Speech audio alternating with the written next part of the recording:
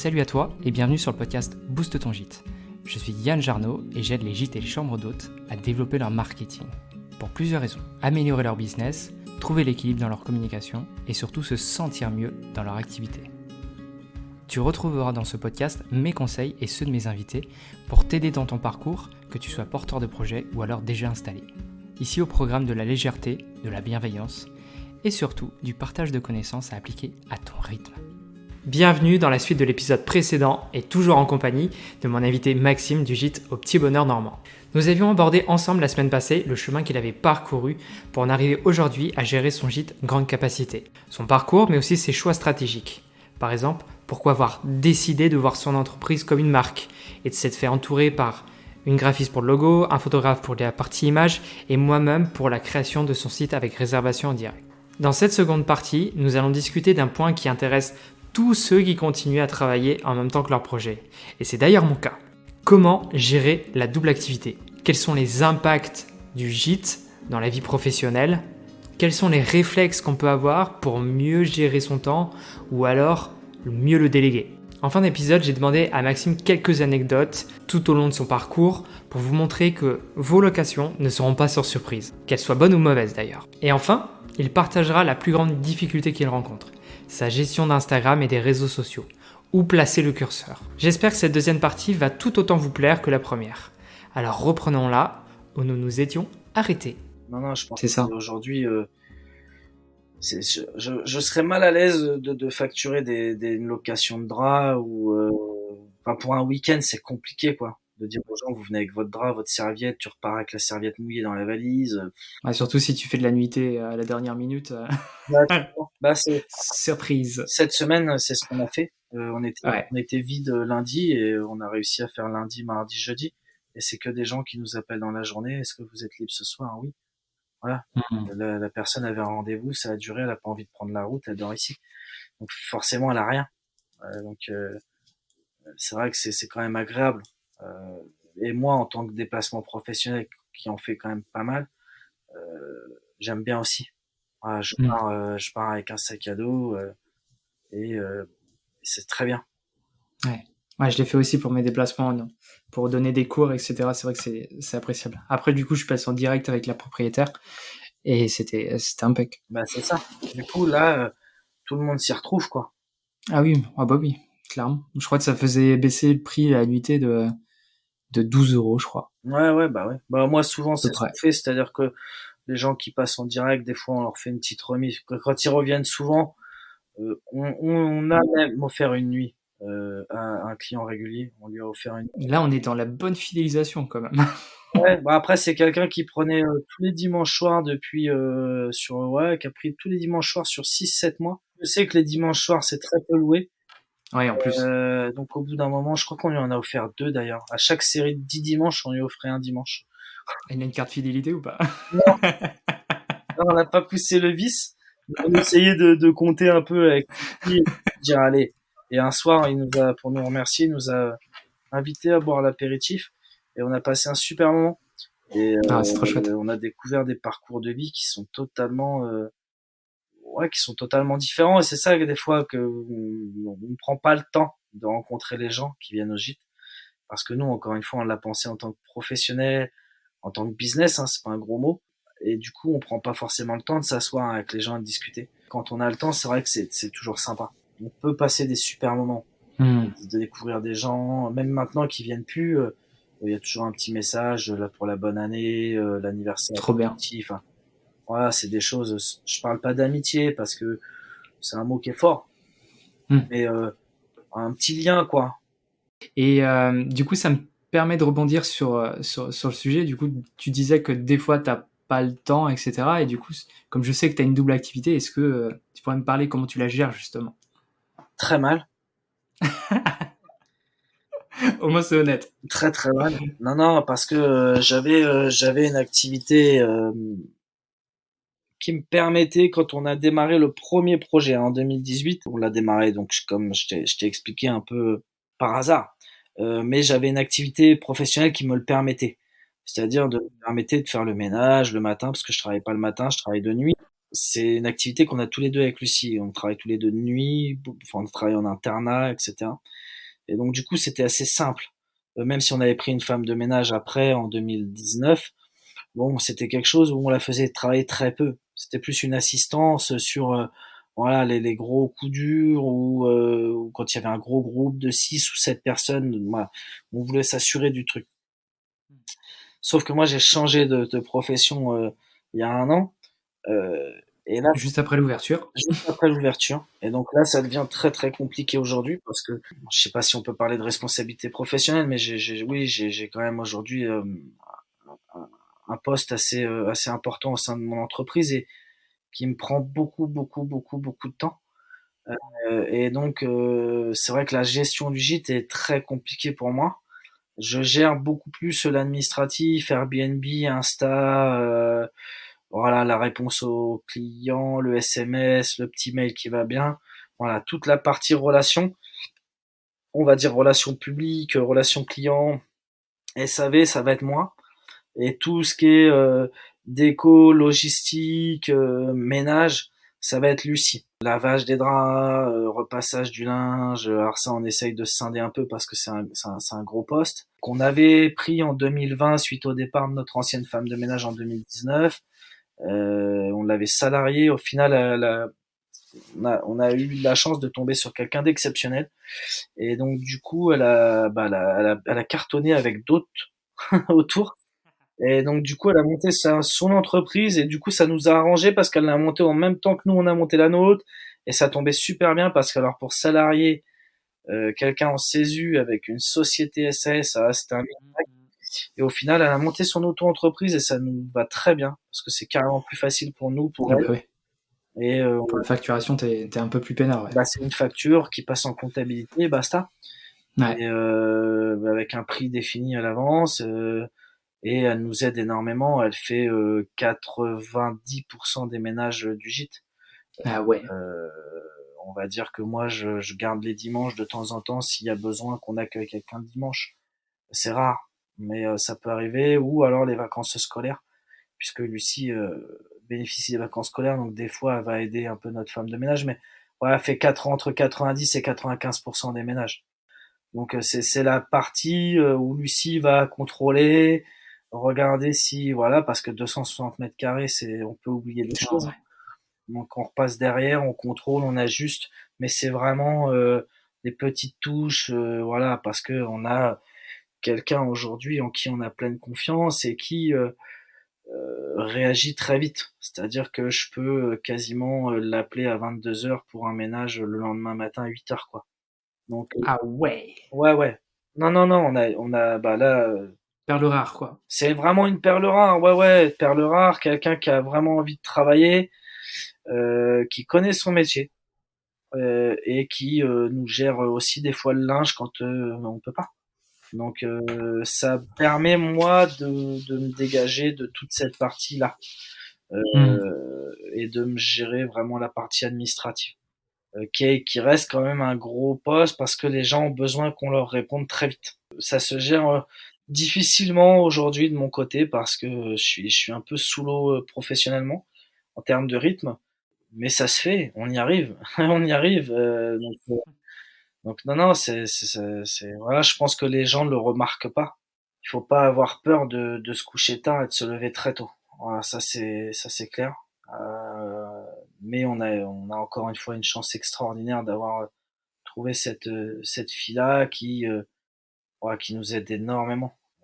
Parce Hmm. que en soi, le plus gros de l'organisation d'un gîte reste le ménage. Ouais. Si tu peux pas accueillir tes personnes dès le départ d'autres, c'est vrai que ça devient compliqué, ouais. Ouais, puis il faut que ça soit nickel. Ça a une exigence en termes de ménage, de propreté, enfin depuis surtout le Covid, entre Ouais, faut que ça soit impec, surtout t'es quand même classé, quoi. qu'on est passé 4 étoiles, donc arriver dans un 4 étoiles avec des draps pas propres ou des miettes sur le tapis, ça fait un peu tâche. Elles sont cheloues tes étoiles. C'est des étoiles filantes, étoiles filantes. Des étoiles filantes. Ah non, ça c'est hyper important. Ça c'est quelque chose sur lequel je suis Intransigeable. intransigeant avec elle et bien souvent on fait des points ensemble. Et la récompense, elle est au bout du truc parce que sur Airbnb, on est noté. Alors c'est pareil, ça des fois ça peut gêner, mais moi je trouve ça génial. C'est qu'on est noté sur Airbnb Booking Et ben une des notes où on est à 5 sur 5 au taquet, c'est la propreté. C'est hyper important. Parce que n'importe où tu vas, et tu l'as vécu en tant que client, moi aussi, s'il y a rien de pire que d'arriver et de devoir faire du ménage. C'est, Ouais, ça se remarque en plus, ouais. ouais, puis souvent tu veux repartir, quoi. Tu te dis, ah non, je viens de faire 6 heures de route, je m'en vais, quoi. Je reste pas là. Ouais, quand t'as les miettes de pain devant l'entrée, ça, ouais, c'est vrai que... Ouais, ou du sable dans les draps, on a eu ça avec Lucie sur La Rochelle, ouais. Du sable plein le lit. Ah oui, non, ça j'ai pas eu. Ça, c'est mignon.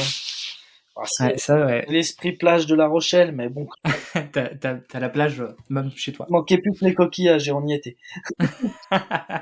Donc, non, non, c'est hyper important, et c'est vrai que pour parler avec beaucoup de collègues, ils ont beaucoup de mal à trouver des gens de confiance par Ah rapport oui, à mais c'est sûr. ce truc-là, au ménage. Mais là, tu vois, je commence à réfléchir où je pourrais trouver ma perle rare aussi pour mon projet. Et Ah, c'est dur. c'est vrai que ça, c'est un métier qui est sous tension de base.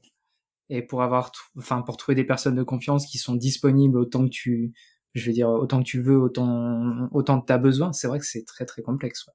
Ah, c'est complexe. C'est très complexe. Moi, j'ai fait passer plusieurs entretiens pour trouver cette fille-là. Et j'avais mis une annonce sur Facebook. Et j'avais fait passer 4-5 entretiens. Alors, c'est pas des entretiens d'embauche, mais c'est pour Pour jauger, ouais. sentir la personne, voir si elle a envie de bosser, si elle est énergique, si on peut l'appeler la veille pour le lendemain, parce que à la, Ouais, c'est ça. gîte à la nuitée, c'est un peu ça, hein. C'est Ouais. vraiment une réactivité assez exceptionnelle. Et puis, c'est quelqu'un aujourd'hui qui nous permet de pouvoir partir en vacances. C'est-à-dire que souvent, les propriétaires de gîtes, ils peuvent pas partir en vacances parce que quand on est en vacances, les gens viennent en T'as vacances. toute la gestion, ouais. Et nous, elle nous permet de partir en vacances parce qu'elle va gérer tout de A à Z. C'est-à-dire qu'aujourd'hui, on peut partir 15 jours, 3 semaines. S'il y a des réservations, moi, je suis en lien avec Ça tourne, elle. quoi. Ça tourne. Elle gère le linge, les arrivées clients, les départs. Oh là là Ah là. ouais, non, c'est... La lâche pas, Non, non, non, bah non. hein. Ah, c'est pas prévu. C'est pas prévu. Après, elle a été en arrêt pendant 4-5 mois, je pense, là. Alors, pour un superbe événement pour elle, hein, elle a eu Hmm. un troisième enfant. Donc, il a fallu assumer tous les deux, avec Lucie, le ménage. Hmm. On a pris des remplaçantes. Et la première, ça a été catastrophique. Après, on a pris une seconde qui était un peu mieux. Mais on a quand même absorbé une bonne partie du ménage. Et là, ça a été très dur. Physiquement, en termes de boulot, faire le ménage sur la pause déjeuner ou le soir très tard, c'était assez compliqué. Donc on se rend compte, je pense, on se rend pas compte de ce travail-là et ouais, de la rigueur que ça demande et Hmm. de l'implication. Et c'est Ouais, souvent pour ça. ces gens-là qui sont un peu passés dans l'ombre entre guillemets, et c'est grâce à eux qu'on fonctionne parce que sans elles on ne ferait pas. Ouais, t'aurais pas de temps avec ton activité Non, on à ferait pas côté. autant de nuits. On ferait aller 200 nuits par an, on en ferait peut-être 100 de moins. Hmm. On pourrait pas se Ouais, permettre de c'est louer la important, ouais. semaine, etc. Mais encore, je pense que je suis encore généreux. Je pense qu'on ferait encore moins que ça. Parce que on serait obligé de dire non parce que la maison est pas prête, on n'a pas eu le temps. Et ça, c'est frustrant. Alors, avant de passer à la question de fin, j'avais envie de te poser la question, est-ce que tu as une petite anecdote croustillante ou deux à nous raconter? Ah, j'en ai plusieurs Je sais, c'est pour ça que je te pose la question. en 4 ans de vie. J'en ai qui sont sympas. Ta préférée, c'est laquelle? Ah, je dirais, ouais, il y en a deux, une sur chaque gîte Allez, qu'on a géré. La première, ça serait sur le petit gîte qu'on avait entre 2018 et 2020, 2021, pardon. Ça serait un groupe de jeunes de banlieue parisienne qui est venu faire la fête. Et ça, c'est ma hantise. C'est-à-dire c'est l'hantise de tout le monde, je crois. ouais, ouais, ouais, ouais, ouais, ouais, carrément. Et moi, j'étais à l'époque sur Évreux. Je m'en rappellerai toujours. Je joue au football. Et Lucie m'appelle et elle me dit, Maxime, je venais de me péter les croisés. Ouf. Et Lucie m'appelle en me disant, c'est catastrophique, ils ont fait un barbecue dans le salon. Si tu veux, Oh je putain. visualisais pas trop la chose. Donc je suis rentré avec le genou, t'imagines, dans la voiture. J'ai conduit 45 minutes, le genou comme une pastèque. Et je suis arrivé, on a fait, je sais pas, je te dirais 5 heures de ménage à 4, enfin 3 et demi parce que j'étais sur une jambe, hein, j'avançais pas. On avait appelé les parents de Lucie pour venir nous aider parce que la maison devait sortir le lendemain. On n'a jamais pu. On a refait toute la peinture parce que de la suie partout sur le toit Oh la cathédral. vache. Ils avaient mis alors c'est un barbecue spécial parce qu'ils avaient mis ça dans un wok. Le wok sur le barbecue avec de l'huile. Tout a pris feu. Ils ont jeté, je pense, le wok dans le jardin qui a pris feu. Waouh. Non, c'était assez catastrophique, quoi. C'était assez catastrophique et après on en a vu beaucoup sur ce gîte-là, des choses assez impressionnantes. Il y a des choses qui sont très sales et que je pourrais pas parler ici. Ouais, j'ai pas envie de me faire bannir de tous les podcasts là, s'il te plaît. Mais c'était non, non, c'était impressionnant et on a refait toute la peinture. Ouais, on était trois, on a refait toute la peinture à trois Waouh. au cathédrale et sur le nouveau gîte, je dirais la première nuit, je crois, si je dis pas de bêtises. Ça va être la première nuitée qu'on a vendue, le Comment premier bien week-end. ouvrir? Comment bien ouvrir et comment Mettre dire de l'ambiance. potentiellement bien fermer très vite. Ah ouais. Parce que nouvelle maison, grand ménage, travaux, etc. On a tout fait, hein, les 260 mètres carrés au peigne fin. Et on a commercialisé on a ouvert le 24 octobre, si je dis pas de bêtises, ou le 28 octobre. Donc pile poil pour la Toussaint et Halloween. Donc vous allez voir, on était dans le thème. Et les gens, un groupe de jeunes, pareil, qui vient, première réservation, week-end, ils réservent 2, 3 nuits, je sais pas. Et nous, on avait fait tout le ménage parce que forcément, première réservation, on est au taquet, on était trois, on avait fait venir la femme de ménage, plus nous deux, plus des amis, enfin, on a passé la maison au peigne fin. Et le week-end se passe, le jour de la reprise des clés, du départ, tout s'est bien passé, ouais, impeccable. Par contre, Maxime, on a trouvé un fusil dans le grenier, enfin dans un dressing. Oh, j'ai dit non, c'est impossible, j'ai fait tout le ménage, enfin en plus c'est moi qui l'ai fait.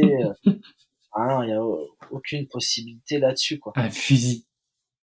Et en fait, elle me montre, et c'était effectivement une grande pochette très longue, donc un fusil de chasse, euh, dans Ok. son é- dans son étui noir, pas chargé, et en fait, il était caché sous le dressing, c'est un dressing où on peut rentrer dedans, et il y a une toute petite lumière.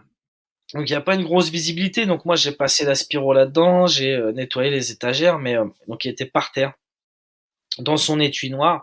Et moi, en passant l'aspirateur, j'ai cru que c'était la plainte du. Voilà, je me suis pas penché pour aller ramasser par terre, quoi. Et donc ils m'ont dit, oh, vous inquiétez pas, on a cru que c'était dans le thème pour Halloween. Waouh. Donc la chance que j'ai eue, enfin qu'on a eu avec Lucie, c'est que ils l'ont super bien pris, mais ça nous a fait hyper peur parce que si un gamin, alors il était pas chargé, attention, mais ça appartenait à l'ancien propriétaire. Et donc qui du coup, lors de la vente, avait oublié le fusil puisqu'il l'avait pour des raisons personnelles. Donc c'est vrai, Il s'était fait une panic room dans le placard, quoi. ouais, non, mais c'est terrible parce que si ces gens-là avaient mis un commentaire négatif Ah, mais là, t'étais foutu, ouais. sur Airbnb, l'annonce était bannie direct. Donc c'est quelque chose qui nous a fait très peur et qui m'a pas fait rire. Sur le coup, j'ai appelé Forcément. l'ancien propriétaire et j'ai été assez énervé. Bah, même pour toi, t'as aussi, t'as aussi un petit, tu vois. Enfin, c'est Bien chaud. sûr. Ouais, ouais. Après, bon, à l'époque, ils m'ont Oui, c'est vrai qu'il était tout petit, ouais. petit, donc à la limite, Mais même, je sais pas si dans 1 an, 2 ans, si tu l'avais bien pas sûr, trouvé, et tu puis vois. même les enfants des gens, parce que nous, on reste une maison quand même de 12 personnes, familiale, on accueille beaucoup de familles avec enfants. Hmm. Je suis, entre guillemets, rassuré que ça soit ce groupe de jeunes-là qui... Ouais, heureusement, tu l'as trouvé vite, en fait. Ouais, et je pense que sinon, on l'aurait jamais trouvé. Parce que ce dressing-là, c'est une pièce où nous, on va jamais, et les clients l'utilisent très peu parce que c'est un très grand dressing, où on tient debout dedans, qui est très mal éclairé, mais les gens, ils mettent pas leurs vêtements le week-end dans les dressings, hein. Donc là, c'est un cache-cache, et le cache-cache a fait que la personne s'est cachée dans le dressing, voilà, et qu'elle est tombée sur le fusil. Donc c'est terrible. C'est deux anecdotes Ah, c'est folle, ouais. assez folles. Après, j'en ai d'autres, mais tu risquerais d'avoir des problèmes avec les plateformes de diffusion. À l'heure de, Non, mais je crois que j'en connais quelques-unes déjà. à l'heure de, je les réserve. Ça, faut venir au Zoom au hasard d'une rencontre pour avoir tous les détails. J'en ai deux, trois que je garderai pour le Zoom, que mes collègues pourront me rappeler et je leur donne. Tant mieux, c'est toujours le petit détail croustillant chaque mois, c'est chouette. Ouais, croustillant ou coulant, ça dépend. Bon, ah, vas-y, on arrête là. Ah, bon, après, t'as toujours des anecdotes dans les gîtes. J'imagine que les collègues, c'est pareil, ils ont tous des anecdotes assez rigolotes ou même des cadeaux. Il y a, voilà, la dernière fois, c'est un truc qui m'a hyper touché. Je vais citer son prénom parce que, voilà, on risque rien et je citerai pas son nom de famille, mais on a une fille qui est venue sur l'ancien gîte plusieurs fois, peut-être deux ou trois fois d'ailleurs, Mounia, pour des raisons professionnelles, etc. Et ensuite, elle est venue chez nous sur le nouveau gîte peut-être une fois ou deux. Et la deuxième fois qu'elle est venue, c'était là, je crois, février ou fin janvier-février. Et elle s'est souvenue de l'anniversaire de Raphaël. Et Oh, du coup, elle est venue avec des petits cadeaux pour Raphaël, machin, truc. Et trop mignon. j'ai trouvé ça hyper touchant, quoi. Ah, bien sûr. Le gamin était heureux. Et voilà, c'est des petites choses qui marquent parce que c'est pas commun comme truc. Puis c'est des gens qu'on voit, c'est éphémère comme relation. C'est des gens qu'on voit 10 minutes, 15 minutes grand max discuter comme ça. Et ça nous a beaucoup touché avec Lucie. Donc ouais, c'est des gens. Puis bah maintenant on suit sur Instagram, on regarde un peu ce qu'elle fait. Elle nous, voilà, forcément ça crée un petit lien, hein. Bah oui, forcément. Ça marque. Eh ben, merci Maxime pour ces petits détails croustillants et ces anecdotes. Je pense que je referai l'expérience avec d'autres propriétaires qui vont venir aussi nous partager leur expérience vis-à-vis du marketing, de la communication et tout. J'aime bien poser cette question aux invités, qu'ils soient freelance ou non, parce que du coup, comme je le dis à chaque fois, vous êtes pour moi dans la même position, c'est pour dire ça simplement. La question de fin, c'est quelle a été ta plus grande difficulté et comment t'as fait pour la surmonter ou pas? Sur le gîte, sur le gîte, je dirais au sens large, hein, difficulté au sens large. La première chose qui me vient à l'idée, c'est Instagram. Enfin, Instagram. La communication en général, parce que c'est hyper chronophage. Euh, on subit des dictates de conseillers ou de bonnes pratiques et on se met une pression tout seul en fait en se disant il faut que je sorte une publication par jour, une publication, enfin j'exagère, je grossis le trait, hein, exprès. Euh, et, euh, et sur l'ancien projet de 2018 à 2021, quand on a fermé ce gîte là, on avait 70% de réservations directes, ce qui est énorme. Ah ouais. Et sur ces 70%-là, on avait une trentaine de pourcents via Instagram, donc ce qui est exceptionnel. Aujourd'hui, depuis l'ouverture en 2021 du coup du nouveau projet, euh, on n'est plus du tout sur ces... Ces Non, chiffres-là. non, on va être à 30% aujourd'hui, je crois, de réservation directe, ce qui reste, attention, exceptionnel. Et les 30%, c'est essentiellement via le site internet. Donc, il y a Ah ouais, t'as pris un gap entre le Insta et l'autre moyen, quoi. Ouais, il y a plus de Instagram. Airbnb est revenu en force.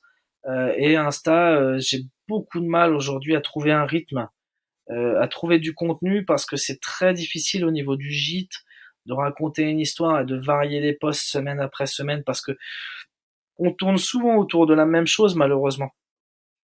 Et moi, j'ai pas envie de communiquer pour les gîtes. C'est-à-dire que je vois beaucoup ça chez mes collègues, ils communiquent pour les collègues. Sauf que moi, j'ai envie de communiquer pour mes voyageurs et mes clients, parce que c'est pas mes collègues qui vont venir chez moi.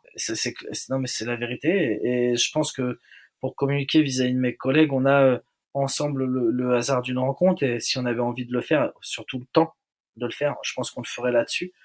Euh, et aujourd'hui, ouais, c'est vraiment Instagram, Facebook, et puis se développer sur TikTok. Enfin voilà. Après, vraiment, je pense que si j'avais pas d'activité professionnelle à côté, je pense que je développerais vraiment ce truc-là et je le bosserais vraiment à fond pour parce que je suis quasiment convaincu du potentiel que ça peut avoir pour l'avoir connu avant. Quand bien même aujourd'hui, j'ai l'impression que les règles ont changé sur Insta et que que notre visibilité. Avant, un post moyen avec le gîte Made in Normandie représentait entre 130 et 150 likes, avec un taux d'engagement qui était impressionnant. Aujourd'hui, si j'arrive à 50-60, c'est le bout du monde. Et pourtant, les photos sont beaucoup plus belles. Donc, et on a fait des photos avec Mathieu qui nous a donné quand même une banque d'images. Ouais, c'est vrai que t'en as une flopée, ouais. Bah ouais, qu'aurait dû faire passer un cap, et au final, ça a été l'inverse. Donc, je pense qu'ils ont changé les règles du jeu, et que pour des petits artisans commerçants comme nous, c'est compliqué, quoi. Et puis, Je te rassure, pour ceux de la com aussi, c'est compliqué. c'est rassurant, mais c'est vrai que c'est frustrant, et donc du coup, je me mets plus trop la pression par rapport à ça, parce que aujourd'hui, le site internet a pris le relais par rapport à Insta, et je pense qu'on est assez visible sur la toile, même si notre Insta marche très très bien.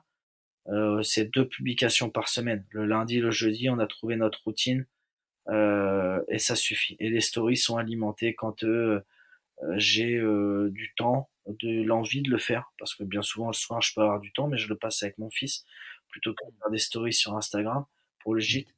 Donc ça va souvent être le week-end, les stories. Et Facebook est lié à Insta, donc les mêmes publications passent sur le même truc. Alors je sais que c'est pas optimal, mais c'est toujours mieux que rien, comme tu dirais. C'est ça. Donc voilà, on a pris ce rythme-là sans pression, parce que c'est un vrai métier, et ça demande à être formé, voilà, complètement. Mais surtout, le souci en fait avec les réseaux sociaux, c'est que les règles changent très vite. Tout dépend d'un algorithme et de la nouvelle politique de l'entreprise qui dirige ce réseau social.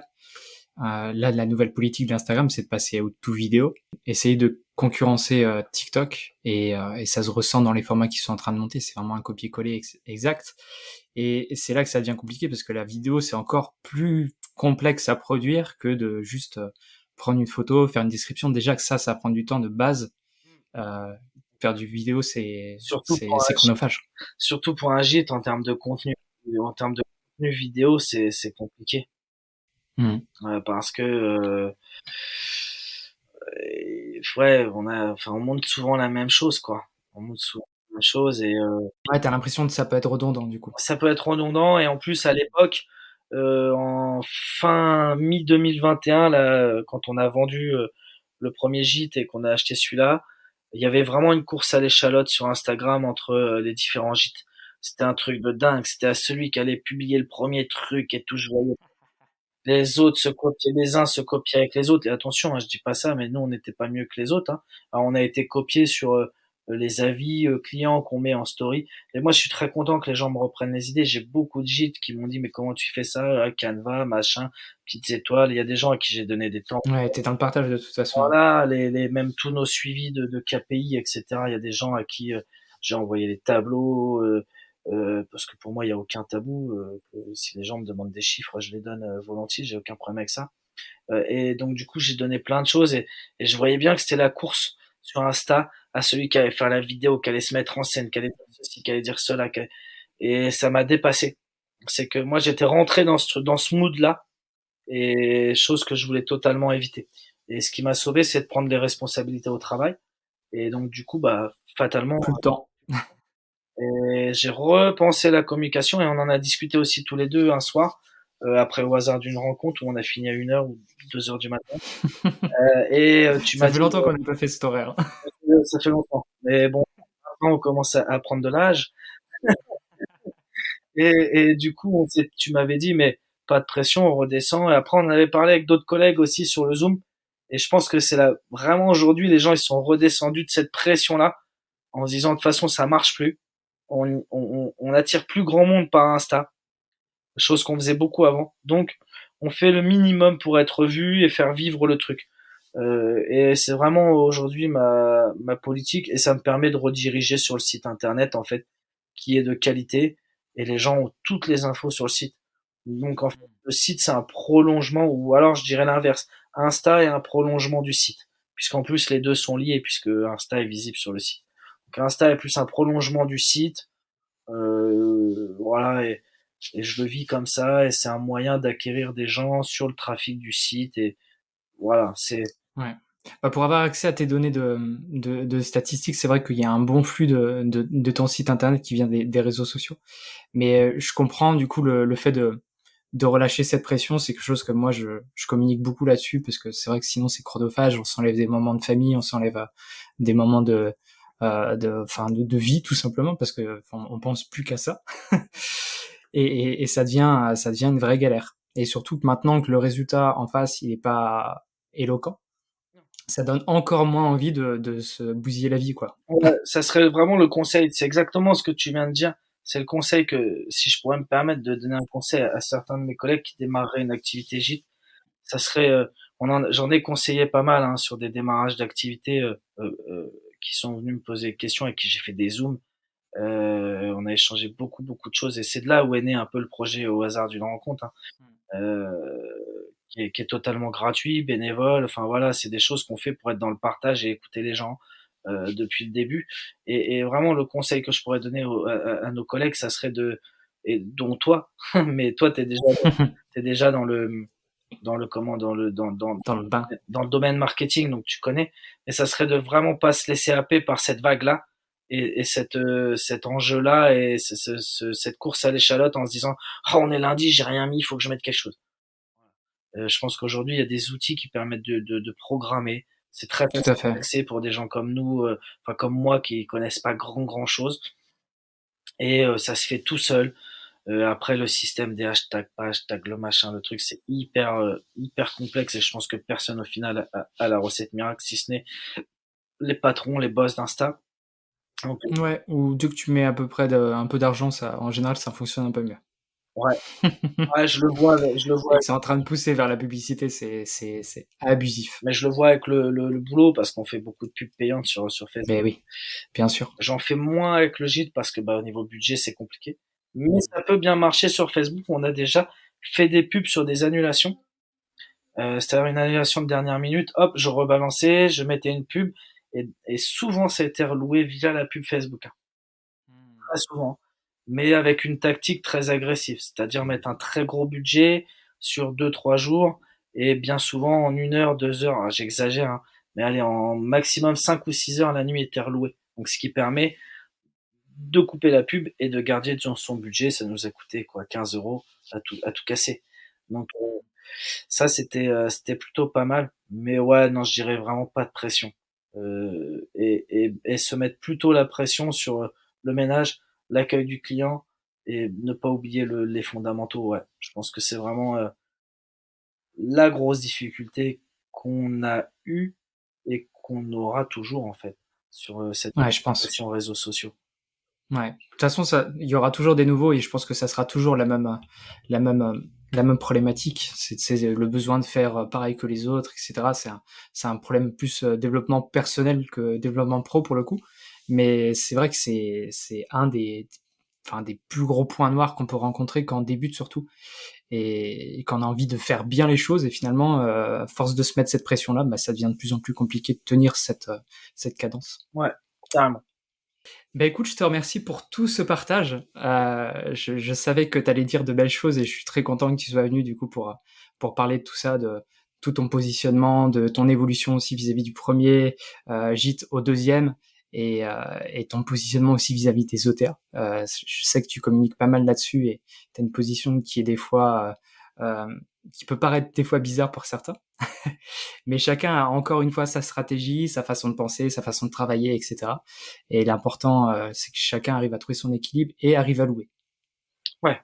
Non, non, t'as tout résumé. Merci. Pour une fois, je fais une bonne conclusion. Pourtant, et je dis pas que notre stratégie est la meilleure, Non. pas du tout. Après, on fait quand même aujourd'hui 300 nuits par an. Ça représente quand même certains chiffres, et quand on parle avec certains collègues, on voit que certains font aussi entre 200 et 250, voire 300 nuits par an. Donc, il y a de la place pour tout le monde avec n'importe quelle stratégie, mais il faut pas oublier euh, avant tout le client. Alors, on va se faire taper sur les doigts, Yann, parce qu'on a beaucoup parlé de clients et pas de voyageurs. Euh, Je suis en train moi-même d'essayer de réfléchir comment je vais les appeler en ce moment. c'est ça, mais il faut vraiment penser aux voyageurs, et que ça soit marketing, communication, accueil, logement, équipement, etc., etc. Je pense qu'au final, c'est eux qui sont au cœur du projet.